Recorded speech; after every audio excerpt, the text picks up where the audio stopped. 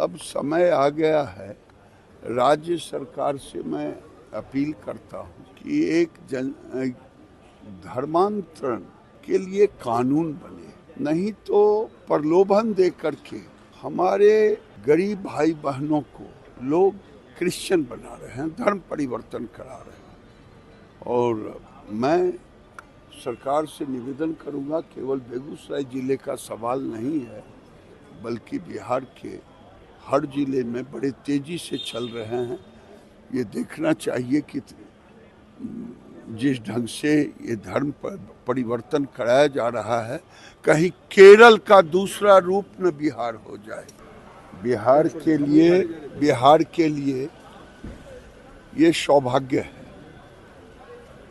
पहली बार 80 में पार्टी बनी है, उसके बाद पहली बार जनसंघ से भी अगर हम जोड़ते हैं तो पहली बार बिहार को ये सौगात सम्मान बिहार के कार्यकर्ताओं को, बिहार वासियों को, नितिन नवीन जी के ऐसा ऊर्जावान युवा, 5 बार के विधायक, मैं इन्हें जी जैन का नाम चलता है, जी जैन, हम जी जैन तो नहीं कहूँगा, लेकिन न्यू जनरेशन के हमारे सबसे ऊर्जावान नेता के रूप में ये माने जाएंगे। और ये जनरेशन जी हम लोगों की जनरेशन, इनके पिताजी हमारे साथ हम लोग काम करते थे एक साथ। तो ये हमारे लिए सौभाग्य का विषय है कि जो राहुल गांधी जी जैन करते करते खड़गे जी जैसा 80 साल को उठा के ले आया, और वो भी अपने इस स्टाम्पिंग नेहरू गांधी परिवार से कभी बाहर नहीं जाए। लेकिन भारतीय जनता पार्टी में ही संभव है कि कोई कार्यकर्ता राष्ट्रीय अध्यक्ष बन सकता है, ये भारतीय जनता पार्टी ही। इसलिए पोस्टर साटने से लेकर के राष्ट्रीय अध्यक्ष तक बनाने का काम भारतीय जनता पार्टी ही कर सकता है, और किया।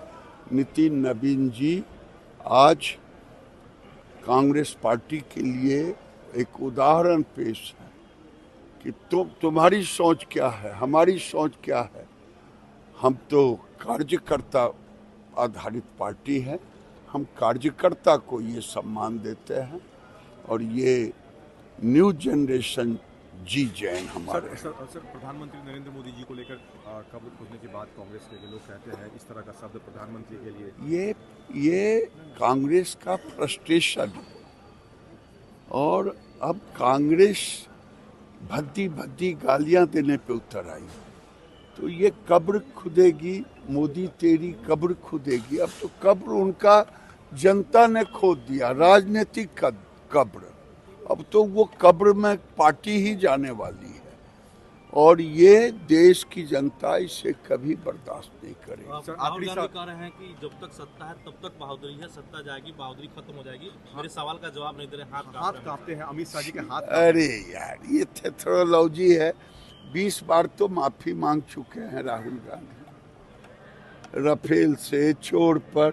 ये थेथरोलॉजी का सहारा लेते हैं, ये लिखा हुआ स्क्रिप्ट पढ़ते हैं, विदेश में जाके भारत को गाली देते हैं। सर, लालू जी की संपत्ति जब्त होनी और उसके सम्राट चौधरी ने कहा स्कूल खोलेंगे सर।